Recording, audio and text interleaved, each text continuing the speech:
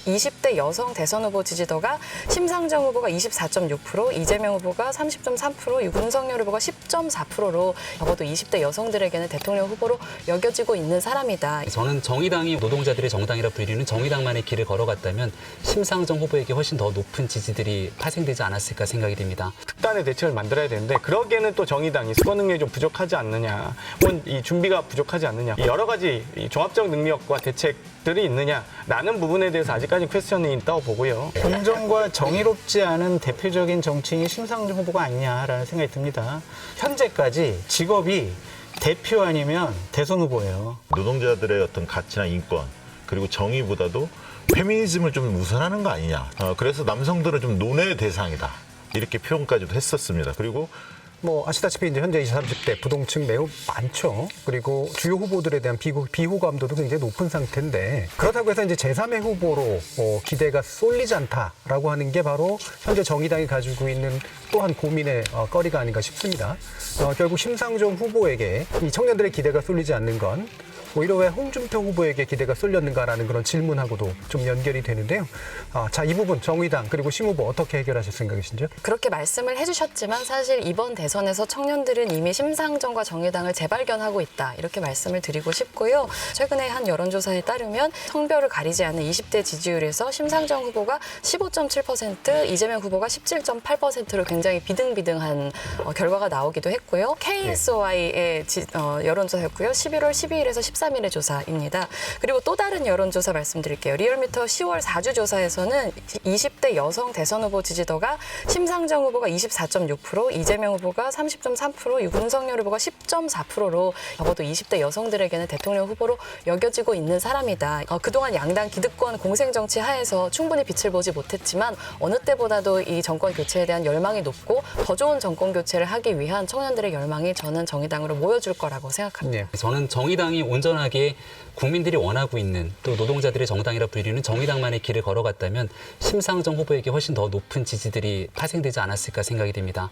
장희영 의원님이 저희 앞에 앉아있지만 이번 21대 국회에서 국회의원으로 선출되고 난 다음에 굉장히 다른 정치를 보여주기에 노력을 많이 했지만 아마도 피선거권의 문제 때문에 이번에 출마하지 못했을 거라 생각되는데요. 이런 장희영 의원님 같은 정치인, 정말 새롭고 신선한 정치로 정말 정의당의 미래를 좀 그렸으면 어땠을까라고 하는 아쉬움들이 이번 심상정 후보를 바라보고 있는 유권자분들에게 좀 같이 판단되지 않을까라고 생각을 합니다.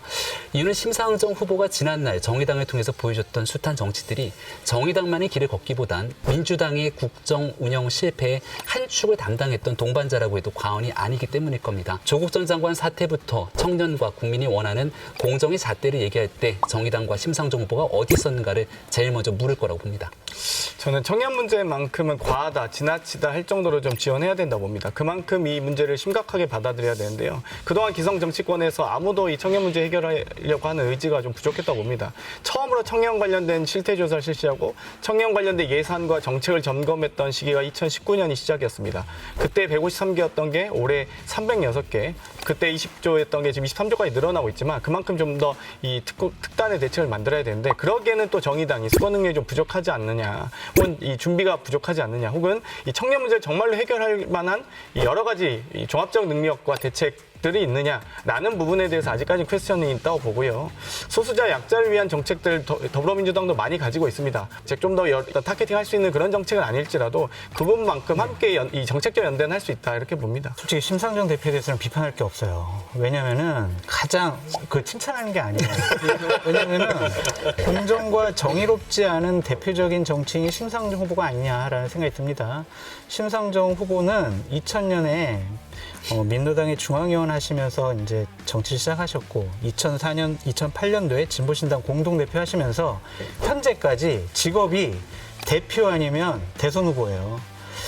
진보신당, 정의당 인재가 그렇게 없습니까? 왜 심상정 후보만이 계속 대표적인 정치인으로 자리매김하고 있습니까? 이거는 결국 후계자를 키우지 않은 것이다. 후계자를 키우지 않고 후계자를 짓밟은 것이 아니냐. 그런 비판을 받을 수가 있다는 생각이 들고요. 청년들이 저한테 이런 얘기 좀 물어봐 달래요. 심상정 후보는 페미니즘에 너무 우호적이다. 노동의 가치에 대해서 얘기하는 것보다 페미니즘을 팔아서 자신의 생명을 연장하는 그런 후보 아니냐라는 비판이 있다라고 말씀드립니다. 심상정 후보에 대해서 저도 20대들한테 물어봤더니 자기 주장만 앞세우는 옛날 사람 같다. 오히려 꼰대 같다. 이런 표현들을 하고 있더라고요. 근데 이제 반면에 이제 젊은 여성들은 굉장히 똑똑해서 좋다. 이런 말씀들을 주셨습니다. 그리고 특히 이제 장혜영 의원이라든가 유호정 이런 젊은 정치인을 이끌어내지 않았습니까? 정치 입문을 시켰는데 그 점에 대해서는 상당히 박수를 칠 만한 일이었는데 장 교수 얘기했듯이 그 부분은 분명히 있더라고요. 노동자들의 어떤 가치나 인권 그리고 정의보다도 페미니즘을 좀 우선하는 거 아니냐. 심상정 후보의 최근 행보를 보면. 그래서 남성들은 좀 논의 대상이다. 이렇게 표현까지도 했었습니다. 그리고 검찰개혁, 언론개혁 이런 문제에 대해서 목소리를 내지 않았다. 그리고 너무 국민의힘이나 윤석열을 때리기보다는 민주당이나 이재명 때리기에 너무 몰두하는 것 같다. 이런 비판도 있었습니다. 네, 정의당은 정의당만의 길을 걷는 것으로 이번 대선에서는 확실한 이제 완주 의지를 여러 번 밝힌 바 있었고요. 그리고 다른 정치를 꿈꿨으면 좋겠다 이런 얘기 해주셨고 후보로 나왔으면 좋겠다 이런 얘기 애둘러서 해주셨는데 그러면 저희가 그 만 40세로 제한되어 있었던 이 대통령 피선거권 문제 제기했을 때 좀 같이 소리내주시지 약간 아쉬움을 표현을 하고 싶고요. 이제 여러 가지 아픈 말씀들 주셨는데 저는 정의당에 지적해주시는 부분들에 대해서는 좀 솔직하게 받아들이고 인정할 건 인정하고 그 다음으로 나아가는 건 필요하다고 생각합니다. 근데 예를 들면 뭐 심상정 후보가 뭐 후배 진보 정치인들 키워내지 못했다라고 하는 얘기를 그 직속 후배 정치인인 제 앞에서 하시는 것은 약간 너무 설득력이 없다. 이런 말씀을 드리고 싶고요.